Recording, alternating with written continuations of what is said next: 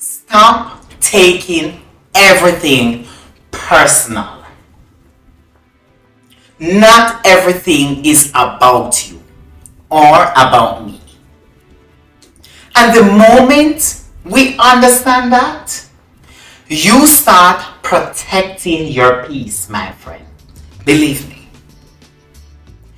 People act from their own issues, not yours. The way people act is often about them. Their stress, their mindsets, their habits, not you. Taking it personal drains you most of the times.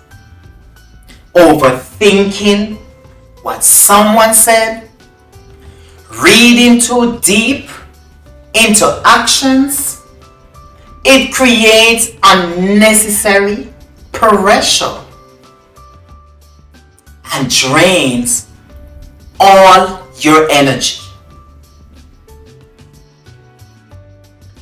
Not every reaction deserves yours. You don't have to respond to everyone.